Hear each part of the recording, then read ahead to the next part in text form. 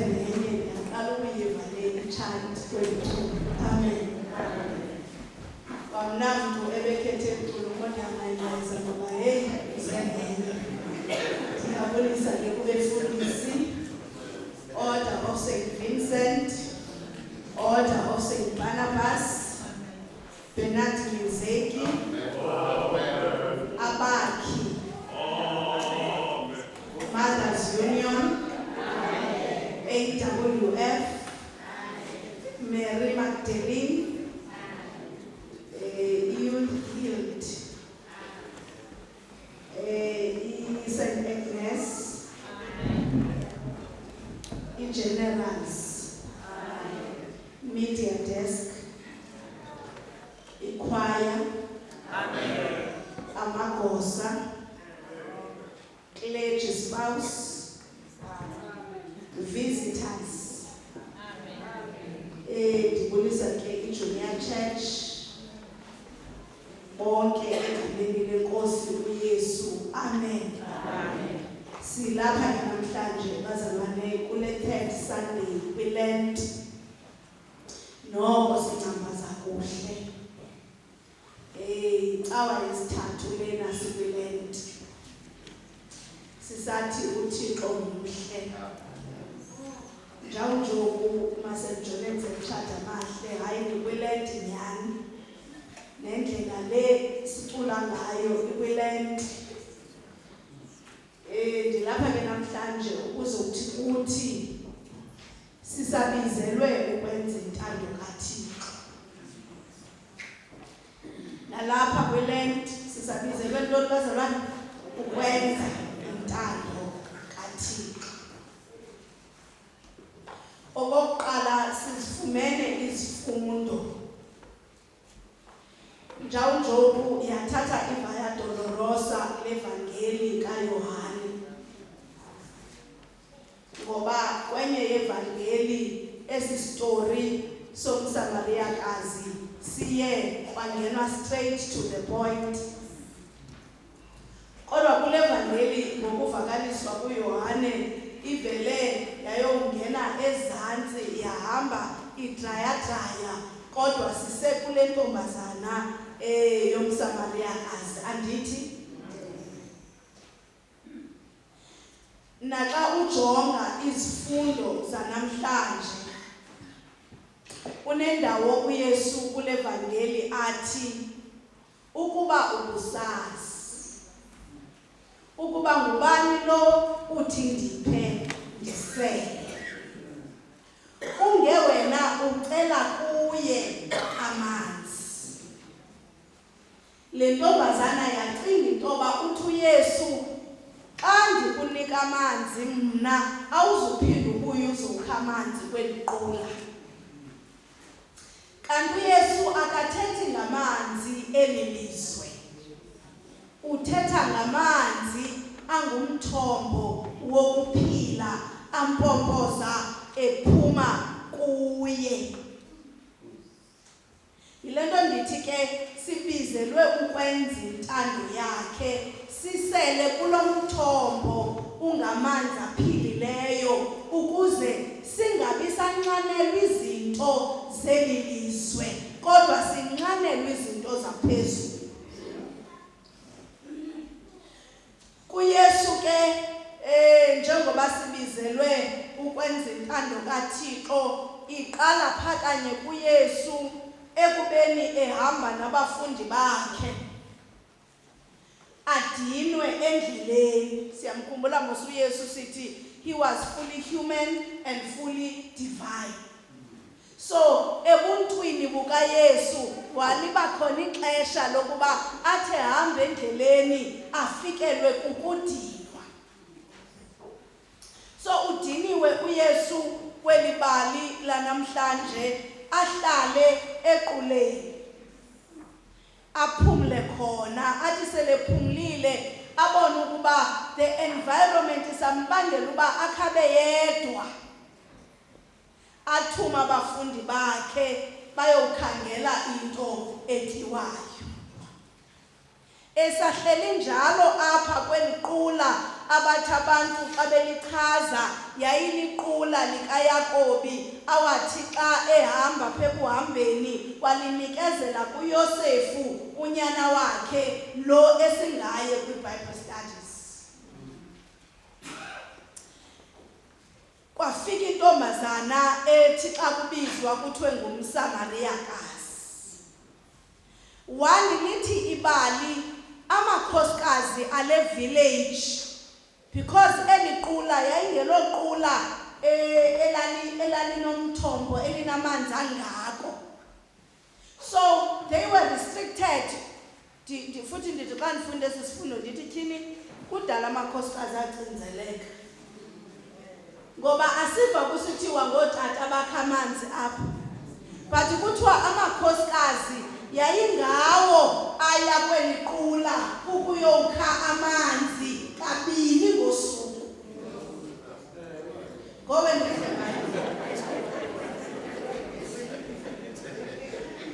kuthiwa babesiya kusasa baye emalanga beyokukha amanzi. Amen. Kudala bethuna nathwala kanzima. Yile nto kufuneka ningavumeli nanye into inisuse kuThixo. Ithi iBhayibhile kodwa yona le ntombazana ingumSamariyakazi yayingayi kweliqula ngeli xesha abantu bayayo.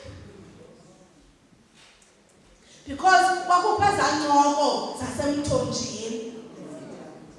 Xa befika lamakhosikazi zikhona incoko zasetepini. Zikhona incoko zasemlanjeni. So le ntombazana yona yayingayi ngexesha amanye amakhosikazi aya ngayo ngenxa yesimo sayo. Ngenxa ye-reputation yayo.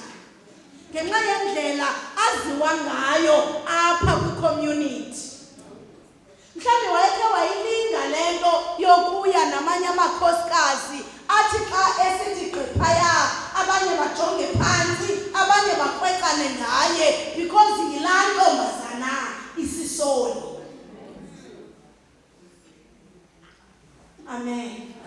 So ayiqalanga ngoku njengoba ingathi intsha xa siyibona isenzeke ezinkonzweni, isenzeke emakhaya, isenzeke emisebenzini. Kudala abantu bastigmatizwa ngezinto abantu ababazi ngazo.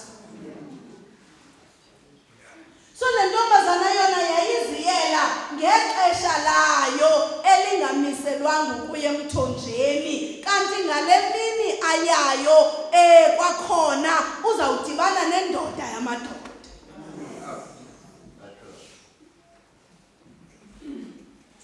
Wayesaziwa mosi le ntombazana ngokuphila esonweni. Kodwa sidibana naye apha edibana noYesu kweliqula ezihambela yedwa. Njawunjoku nabafundi bengekho besayokhangela into yokutya. Uyabona ke kwisixeko esithile okanye kwiculture ethile kukhona i-cultural nto sisingesi sibalekile. Izinto ze-culture ethile. So kuleli culture yamaJuda siyamkhumbula mos uYesu wayengumJuda ndithi. So ngokwesiko lamaJuda kwakungavumelekanga ukuba indoda yomJuda ithethe namantikazi lawo abizwa ngoba anesono. Kuyacaca into yoba iintokazi zaziziphilisa ngendlela yokuba bona babonakale ebantwini bengcwele. So noba wayedibana neyiphi indoda yomJuda le ntombazana yena kwakungathethwa naye.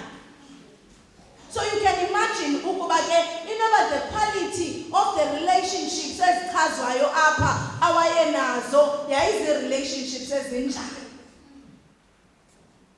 So ithi ke ngoku iBhayibhile xa ithetha apha ichaza ithi kodwa uYesu yena waphula loo makhamandela ekuthiwa ngokwesiko lamaJuda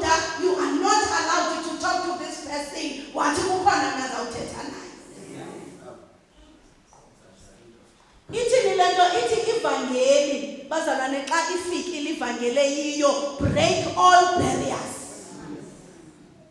Iyazikhawula ezi zinto ezikukucinzela abantu, iyazikhawula ivangeli ezi zinto zokuthi siyakhumbula mosi iBhayibhile ke yachaza amaxesha amaninzi kumane kusithiwa abafazi mabahlale ezindlini bathule bathi xwake emabandleni, bathi xa befika emakhaya babuze emadodeni abo. Ayikho indawo eBhayibhileni khona. So uYesu kufika kwakhe nevangeli wafika wathi akukho mJuda apha, akukho mGrike, akukho ndoda, akukho mfazi, ngabantwana bakaThixo apha. So zonke lezi zinto ndizithethayo bazalwane bam, ndifuna ukuemphasize into ethi ubizelwe intando kaThixo wena, futhi njengoba ubizelwe intando kaThixo amakhamandela engcinezelo azakuqhawuka ngawe. uYesu ke wacela amanzi kule ntokazi, siyalazi bani uthi xa ecela amanzi kule ntokazi, le ntokazi irefuse. Ithi because thina asinabo ubudlelwane namaJuda, uyawuthini ke ukuzocela amanzi kumSamariyakazi ungumJuda? Ayijonga uYesu le ntombazana athi ukuba ubusazi ukuba ngubani lo uthi ndiphe ndisele, ungewena ungacela kuye amanzi angumthombo wokuphila. Yaqala ke ngokindaba kaYesu. One, bazalwane bam, uYesu apha siva kusithiwa waphoxeka. Amen. Nansi into sifundisayo njengoba sibizelwe ukwenza intando kaThixo and to proclaim good news ebantwini, asiphoxeki ngenxa yokasiphoxa.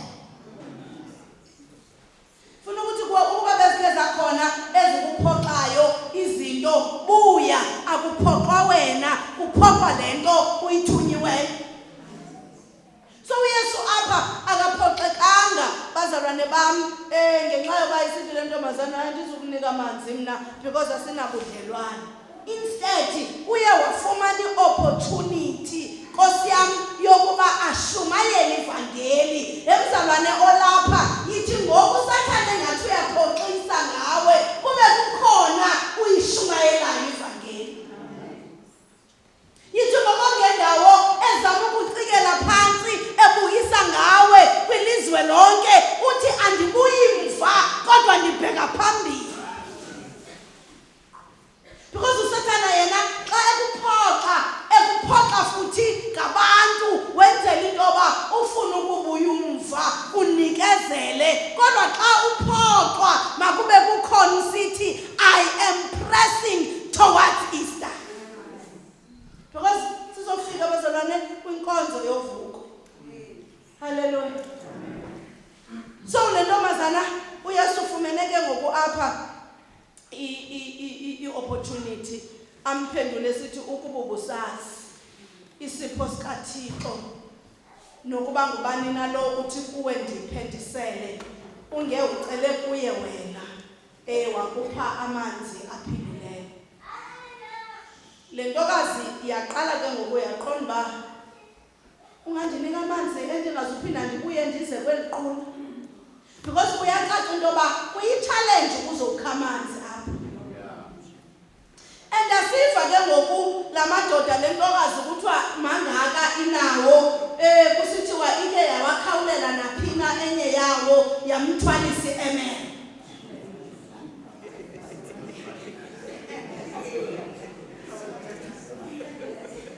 Amen.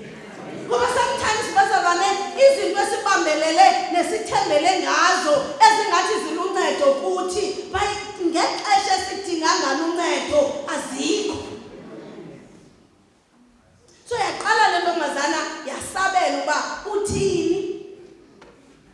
Wadlula uYesu wabuza ukuba iphi indoda yakho. Because kuyacaca uba kule equation ubalulekile umuntu ongutata. Sengathi uYesu ungabuleleka kangaka ekhona umuntu ongutata, kanti ke kuyacaca uba sazibulaleke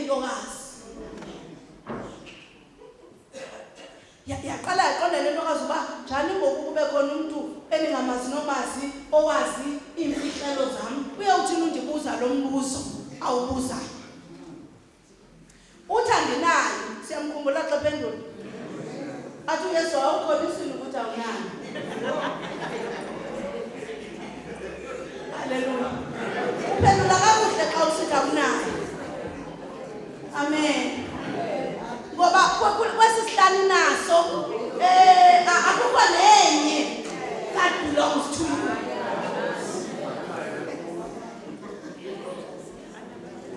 Hallelujah. Andithi le ntokazi ibonwa ezisoni. uYesu sithi sithilelo sale nto ndiyifunde ekuseni ithi uYesu was talking about sin andithi. And uYesu was trying to say kule ntokazi zonke ezizono ulabelwa ngazo akukho nesinye that belongs to you whether you are a child of God. Hallelujah. Abantu bakulabela ngezono bade bazibala uba unesono sale nale and I am here to tell you ndikweliqula ukuthi akukho nesinye isono esisesakho. Hallelujah. Yes, was addressing ingxaki yale ntombazana uthi in all these challenges that you are faced with akukho nenye ingxaki eyeyakho. That's why esithi ukuba ubusazi ukuba ngubani lo uthi kuwe ndiphendisele was trying to say to her jonga bayeke bakulabhele ngalendlela bakulabhela ngayo kodwa namhlanje ziyajika izinto. Ihamba nokholo ke lento bazalwane. Ukholelwe ukuba xa efikile uYesu esithi ndime emnyango ndinqonqoza ububani uthanda ivula icango lenhliziyo yakhe ndiyawungena ndidle naye athi noba kumdaka izitya ziqala emnyango kodwa ubelieve intoba uYesu xa engenile ziyatshintsha izinto. Amen. Ithi le ntombazana ithi umuntu angixelele izinto endakhe ndazenza. Hallelujah. Bazalwane kuhluku acknowledge ukuba siyahamba kakuhle. Kuhluku acknowledge ukuba Nkosi yami asenzanga kakuhle kodwa sazi ukuba ezi zinto xa efikile uMadida efikile uManqoba ayizonto zinamathelayo kuthi. Le ntombazana iyawadinga amanzi bazalwane. Kodwa simbona ewushiya umphanga engawaphethanga amanzi. Amen. Eyongena esixekweni uzawufika esixekweni engawaphethanga amanzi elimizwe. Kodwa eyokuvakalisa inkululeko because sengathi uthi bonani ke izinto zamezindala zidlule, the new has come. Xa efikile uYesu lo uyacaca intoba izinto zayizolo abantu abazaziyo ngawe ukushiya nazo athi bajonge bayeke basekwelela izolo thina masiqhube namhlanje sibheke phambili. Nathi mose sinazi izolo nathi futhi sinazi izinto from our past esingekho proud ngazo. Amen. Cha amaxesha amaninzi siye sifuna ukuzimnandisa ngezabanye. Kodwa le ntombazana yona engumsamariyakazi yaqondana nayo ngqo.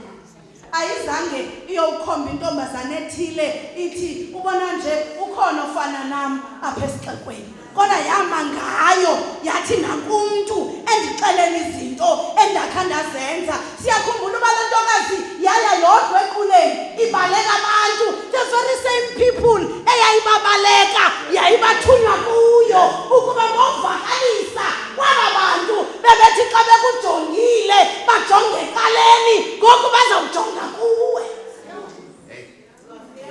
Sitya somdongwe into engento uThixo ayiphathise indyebo yakhe into eyaziwa ngamagama athile kodwa uThixo ayihlambulule athi ndihlambuluke njengeyisobe.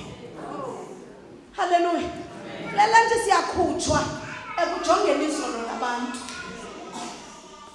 Siyakhutshwa ekujongeni inyanga ephelileyo yabantu.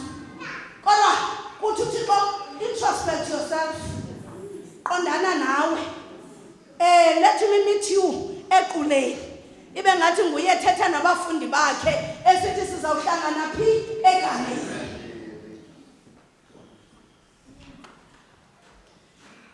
So ngifuna ukuthi ke ukuthi bazalwane nathi liba khona ixesha lokuba sihlangane nenkosi uYesu.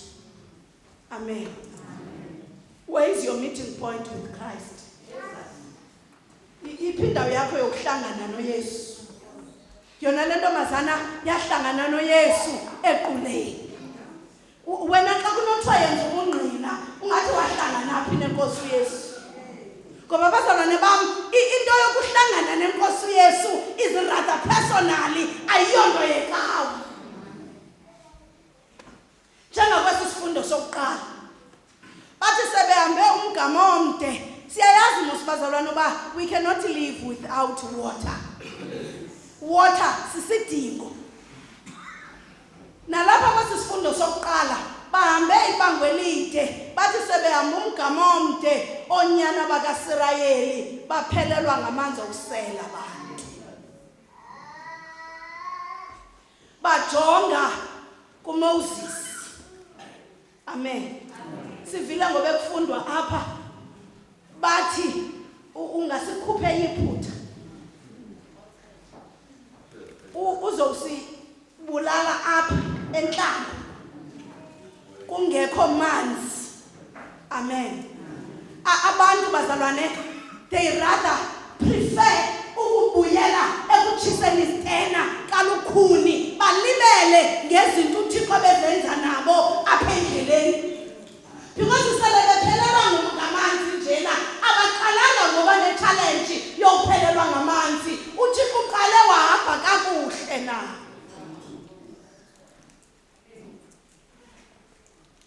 Bazalwane bam, kuyacaca into yoba sikhe sihambe simlibale uThixo. Silibale nezinto asenzele zona.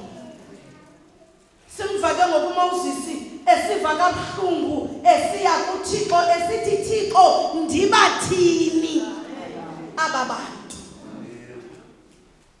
Sakufutshane ngoku kwaba bantu kuba bathini bandiqulube ngamatye. Eyona nto bayifunayo bafuna ntoni bazalwane?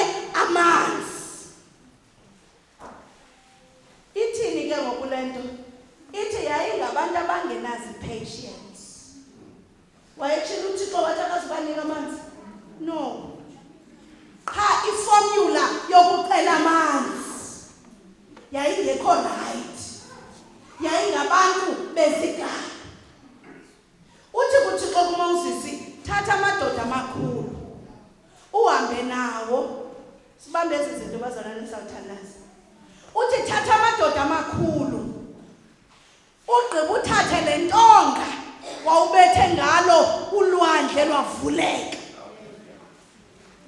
Yiyo le izawusebenza pha phambili apho niya khona. Bazalwane bam, uThixo akakusebenziseli okanye kusebenzisa ngento ongenayo. Uyakhangela uYesu xa efuna ukusebenzisa zeziphi resources onazo akusebenzise nazo. Siyakhumbula ethetha nabafundi bakhe uyabuza nina ntoni engxoweni. Amen.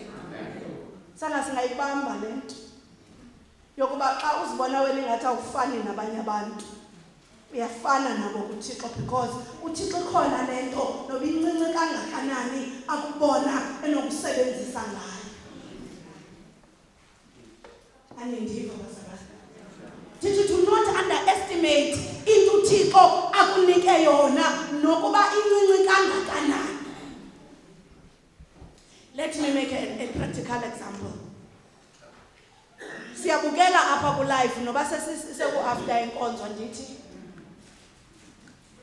if you follow the trend, put mbu your comments. Most people mhlawumbe abantu abakayiqaphelile le nto, but go and listen and see the comments.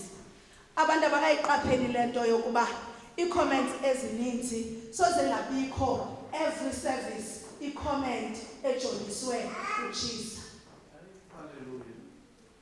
Where people are saying this woman is consistent. Banojonga i-comments ze-live zethu. Kujoliswa pha kutshisa kuthiwe ngenye imini ude wathomnye unxiba into ethile akunxitywe phaya. Emehlweni abantu sibona umuntu ozizele enkonzweni andithi. Kodwa in the outside world, when people are looking at these services, bebona wena Tshisa, babona uThixo. Ebeke waphakama wathetha uTshisa? No. But uhleli pha ekwayareni and she is singing. And abantu bakaThixo on the other side babona a person who is consistent. Ithini consistent? Ithi ndirhalela ukufana nalo muntu. So uyakwazi ukuba uThixo akuhlalise endaweni, akuhlalise entweni, kanti khona lento uyiphetheyo qha wena uyiqondi. Funa ukuthi ke kuthi bazalwane bami, uthi uMoses xa ebuyela kuThixo esithi ndibathina babantu. Nathi mosi ngamanye amaxesha uThixo uthe provider ubuthixo bakhe kuthi. Nkosi yami singabuboni. And umthandazo wami namhlanje ngoba bawo sinika amehlo ubona. Sinika indlebe zokuva. Ngoba ininzi ingxolo esiyivayo. Siyakhawuleza ukuva izinto ezithethwa ngathi. Siyakhawuleza ukubona abantu abangasifuniyo.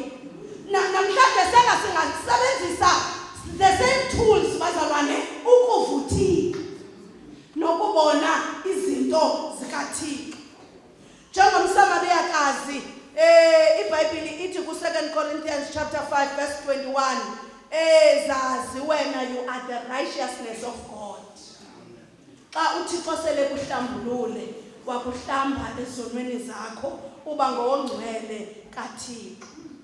Ongcwele kaThixo athi kwincwadi yezenzo chapter 17 verse 28 kuba kuyo sihleli. Sihleli bazalwane Nkosi. Futhi asihlelanga ngoba sifuna ubonwa ngabantu. Sihleli ngoba sazi ibali lethu noThixo. Sihleli ngoba ndazi journey yami with God. Ndihleli because ndazi izinto endizenzelwe nguThixo. So uthi lo mbhali sihleli. Futhi akhona amaxesha okushukuma. Sikho kuba njengembongi ezithile zisithi kuba nathi siyinzala kaThixo. Kule ndawo uhleli kuyo awuyonzala yamntu kodwa uyinzala kaThixo. Endixhasele unoYesu uyakukhupha kulanto ithi sekhumbula uba uThixo ke wanomsindo wathi xa ebiza abantu wathi inzala ndini yamaRhabi.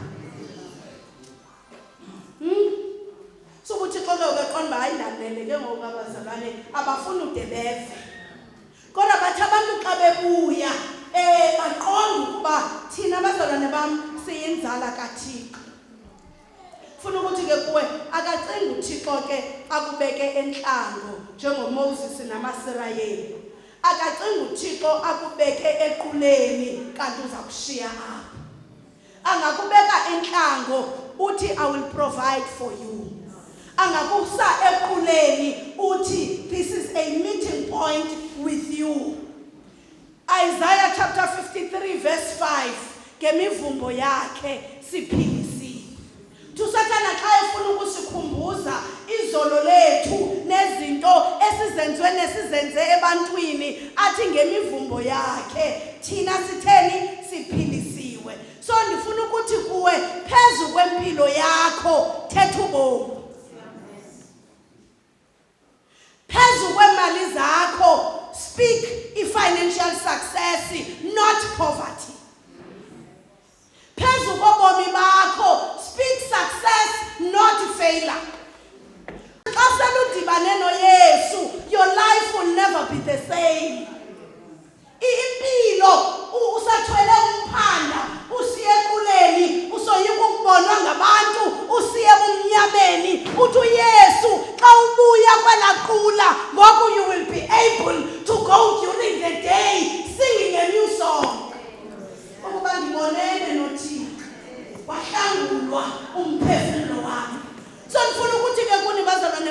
mayingasuki le ncwadi yomyolelo wakho uze Nkosi yami uhambe ngayo. Cinge ngayo imini nobusuku. Ukuze ugcine utsho lo mbhali ukwenze konke okubhaliweyo apha kule ncwadi. Andithi bazalwane ngoba woba nokuphumelela ngendlela yakho. Yonke lento uyenze ngengqiqo.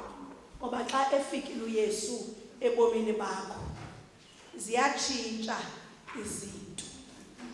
Futhi ndifuna ukuba ndingazungena kwesisifundo sesibili. Kodwa ndikunike assignment yokuba go and read this second reading at home.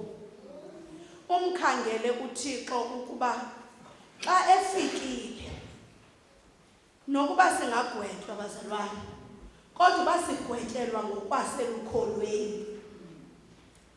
Sibe noxolo kunye noThixo ngeNkosi yethu uYesu Kristu. Ngoba sabanakho ngoYesu kungena kolukholo. uThixo usibonile uba singama-athalala. Ufuna uhambe uyofunda uzikhangele uba wena indawuni apha. uThixo usibonile uba singama-athalala ndithi izinto ezithi xa zinyathelweyo zivele zophuke. Izinto ezithi xa zingenziwanga kakuhle zisola unyaka wonke. Izinto ezithi xa sithethwe kakubi zifuna ukubuya umva ubomi bonke kwiChristianity. Uthi noko sisazi uba singama-athalala. Kodwa eyona nto sihamba ngayo ukuba iimpawu zikaKristu sizithwele ngemizimba yethu. Amen. Ithi ke ngoku noba silapha kwelihlabathi umzimba wethu utyakatshwa sizinto. Kodwa thina asiquneli kwizinto zelizwe, siqunela kwizinto zaphezulu. Akhona namhlanje amanzi angumthombo ampompozayo wokuphila. Ingaba ufuni wena usele ukuze ukwazi ukutshintsha impilo yakho, utshintshe isimo sakho egameni likaThixo uyise, unyana nomoya oyingcwele.